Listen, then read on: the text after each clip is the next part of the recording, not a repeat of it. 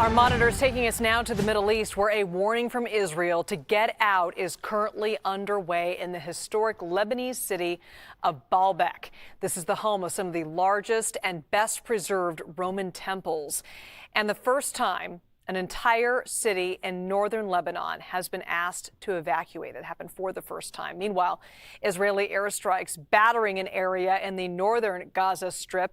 88 civilians, including dozens of women and children, are dead, according to the Gaza health officials. The U.S. calling the deadly attack, quote, horrifying. CBS News senior foreign correspondent Holly Williams is in Tel Aviv for us following the escalation happening on Israel's fronts, and she joins us now. Holly, thank you so much for being with us.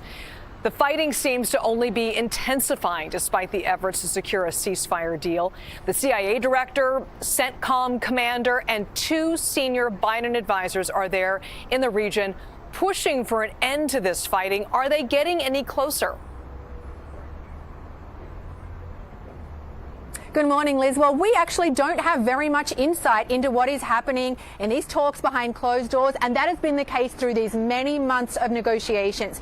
Now, the Reuters news agency is reporting that the U.S. is working on a 60-day truce to try to end the fighting in Lebanon between Israel and Hezbollah. But look, what is the bigger picture here? Many people look at the Middle East right now and see signs that U.S. influence in this region is waning. And as evidence, they point to the fact that the U.S. has apparently been unable to negotiate a ceasefire and hostage deal in Gaza and unable to prevent an escalation of fighting between Israel and Hezbollah in Lebanon.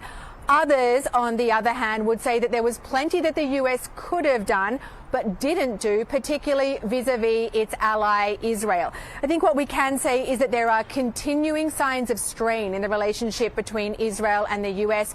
Most recently, the U.S. State Department said yesterday that it has asked Israel for an explanation about what happened exactly in Beit Lahia in northern Gaza yesterday when an Israeli airstrike hit a multi-story building, and the Hamas-run health ministry said that 93 people were either killed or are still missing, including a large number of children. And Holly, Hezbollah has appointed a new leader after the death of Hassan Nasrallah. What can you tell us about who they have appointed, and what does this mean for the ongoing fight in Lebanon?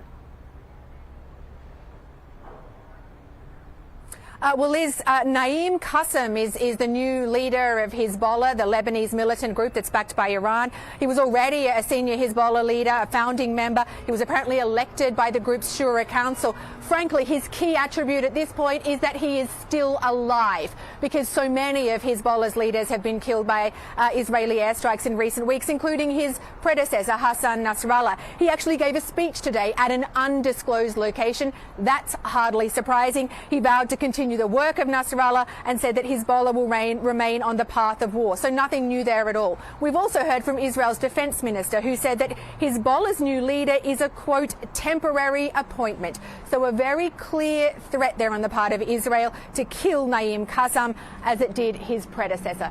Liz? CBS News senior foreign correspondent Holly Williams in Tel Aviv for us. Thanks so much, Holly.